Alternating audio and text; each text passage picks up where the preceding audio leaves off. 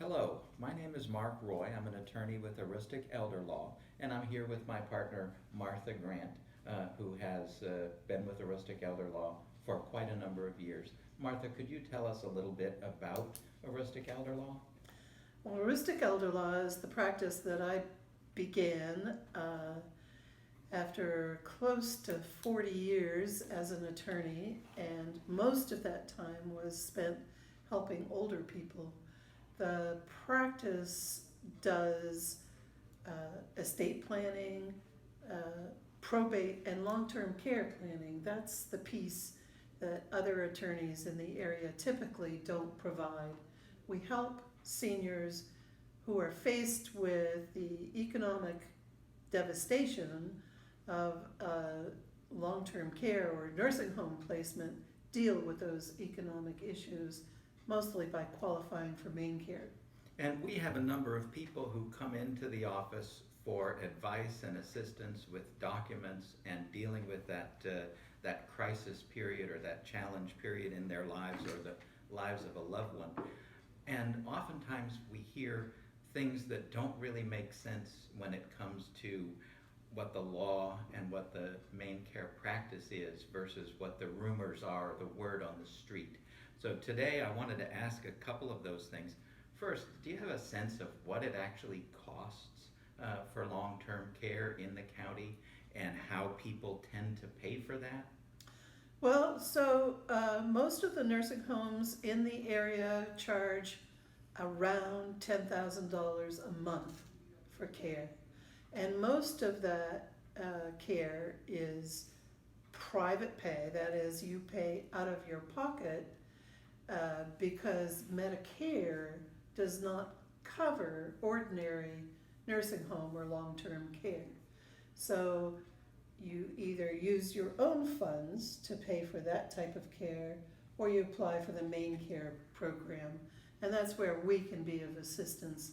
We can help you arrange your resources, your economic resources in such a way that you can qualify for the main care program.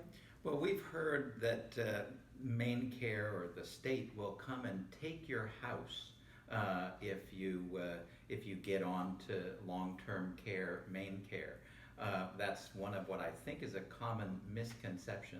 So can you tell me about things like homes and assets that a person or a couple are allowed to have and still receive assistance through main care? Sure. Even a single individual can own a home as long as they would like to return to it, even after a nursing home placement. Doesn't even have to be likely that they would be able to return home. So you can keep your home and still qualify for main care. And if you have, so you keep it during your lifetime.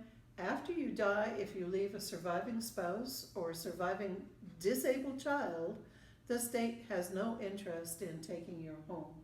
So always during your lifetime and sometimes after your death, you don't have to worry about losing your home. Now for single people who die and they own their home and they've received main care, there's something called estate recovery, where the state can have a claim against your probate estate. Now that doesn't mean they have a lien on your home.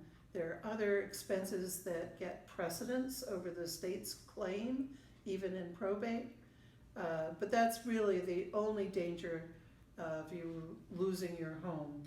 And sometimes people come into our office and they talk about giving their home to a child or to a grandchild in order to get it out of their name in contemplation of long-term care.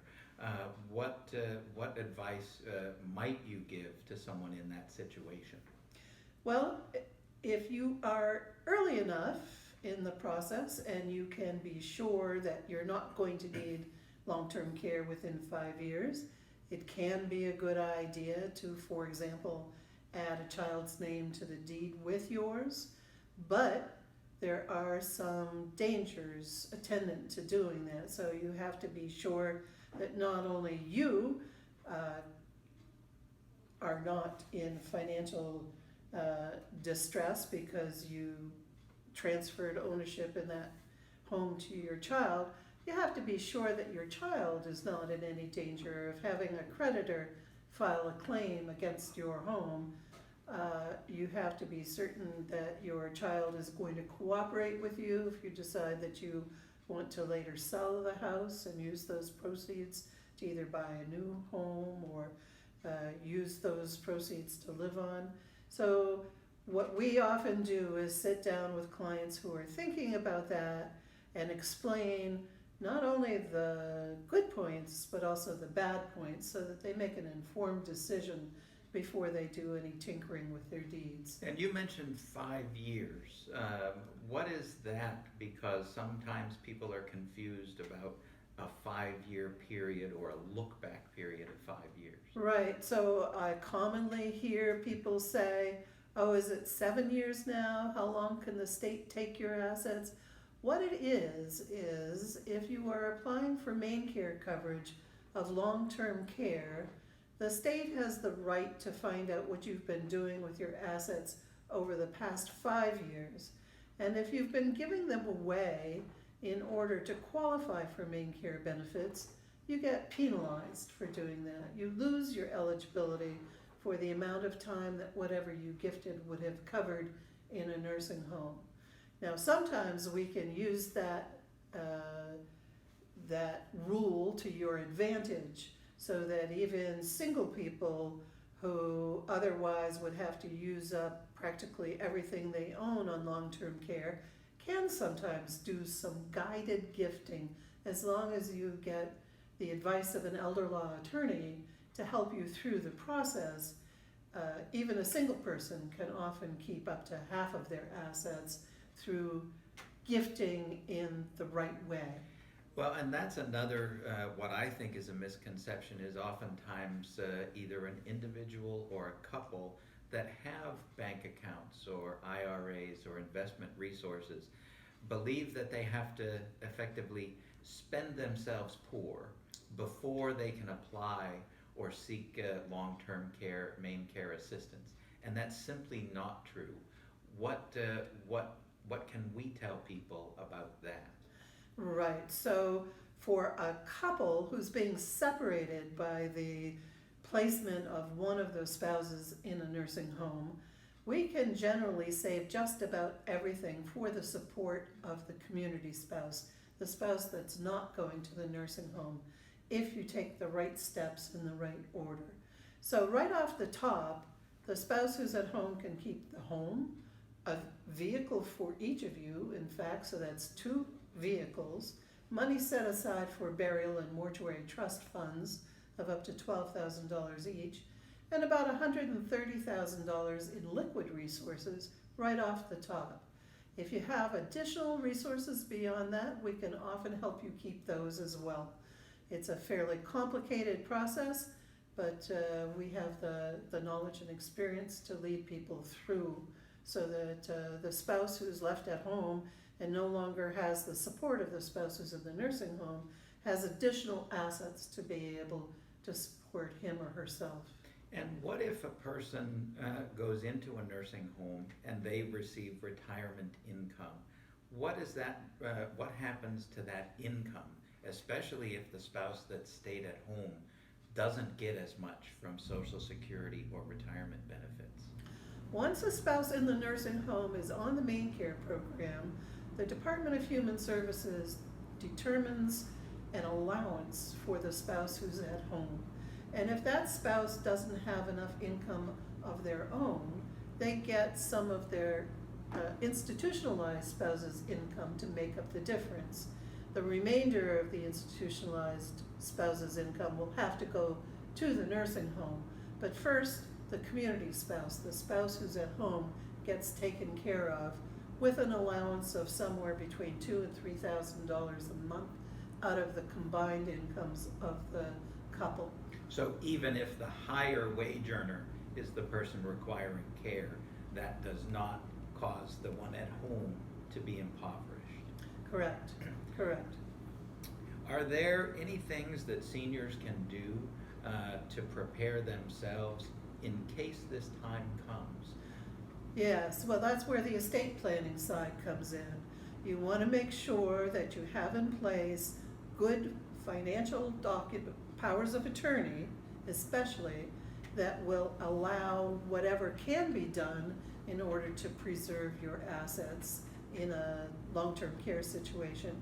You want to make sure those powers of attorney will allow whatever can be done to be done. So it's important that those powers of attorney especially are properly drafted so that assets can be moved as necessary, particularly between spouses. We talked about that 5-year look-back rule, but that doesn't pertain to transfers of assets from spouse to spouse or from both spouses to one spouse. So you don't have to worry about the 5-year rule in order to transfer assets between the spouses. And we often talk to people and they suggest, I don't want to ever go to a nursing home. But do people always really have that choice as a practical matter? Unfortunately, no. There are some situations when people simply can't be cared for at home anymore. You have 2 elderly spouses and one is requiring an awful lot of care. I know the other spouse is going to want to provide that care, but sometimes it's simply impossible. And the spouse who needs the care won't get the care that they need unless they're placed in a proper institution. And when the time comes when they have to make that decision, is it too late for them? If they have a good power of attorney, are they able to do the financial gymnastics that's necessary in order to qualify for long-term care, main care assistance? Absolutely. And in fact, other than getting those documents in place so that they're there when they're needed, there's really not a lot that you have to do or would be advised to do ahead of time, because until it happens, you don't know whether either of you are going to need care, if so, which one it's going to be, what your assets are going to be at that time, and so forth. So really, the most important thing is to get that power of attorney in place so that you can get done what you need to get done at the time that it's needed. And in addition to a financial power of attorney, sometimes people say, well, I've already dealt with that in my will, so why do I need this power of attorney? Well, the will doesn't take effect until you're dead. And therefore, if you have, particularly if you have a spouse, but even if you don't, if you want to be able to get your finances reorganized in such a way that it's going to be the most beneficial to you and your spouse, or you and your family, you need to have that power of attorney in place, because that's effective while you're alive.